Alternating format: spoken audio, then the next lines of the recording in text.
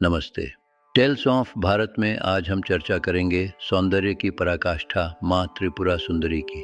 महाविद्याओं में माँ त्रिपुरा सुंदरी का रूप अत्यंत शांत और तीनों लोकों में सबसे मनमोहक है।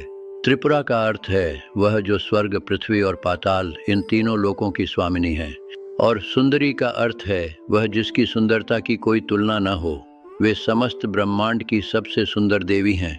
जब असुर भंडासुर अत्यंत शक्तिशाली हो गया और उसने देवताओं पर हाहाकार मचा दिया, तब सृष्टि संकट में थी। देवताओं ने माँ आदिशक्ति की शरण ली और उनकी कठोर आराधना शुरू की। यज्ञ की ज्वाला से एक अपूर्व ज्योति प्रकट हुई और माँ त्रिपुरा सुंदरी का प्राकट्य हुआ। उनकी कांति क्रोधो सूर्यों के समान थी, फिर भी उनकी आंखों में चंद्रमा जैसी शीतलता थी। माँ एक भव्य कमल पर विराजमान है। उनकी चार भुजाएं उनकी दिव्य शक्तियों को दर्शाती हैं। उनके हाथों में पाश हमारे बंधनों का और अंकुश हमारे मन पर नियंत्रण का प्रतीक है। उनका धनुष मन की एकाग्रता का और पुष्प बाण हमारी इंद्रियों और इच्छाओं का प्रतीक है।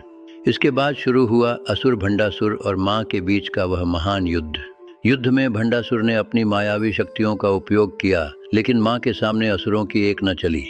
माँ ने शांति और शक्ति का अद्भुत संगम दिखाया और अपने दिव्य बाणों से सेना का संहार किया। अंततः माँ ने भंडासुर का वध कर देवताओं को भयमुक्त किया और धर्म की पुनर्स्थापना की। युद्ध के बाद भी माँ का रूप करुणा से भरा था, इसीलिए उन्हें ललिता भी कहा जाता है। वे श्री विद्या की अधिष्ठात्री देवी हैं, जिन्हें तंत्र शास्त्र में सर्वोच्च स्थान प्राप्त है।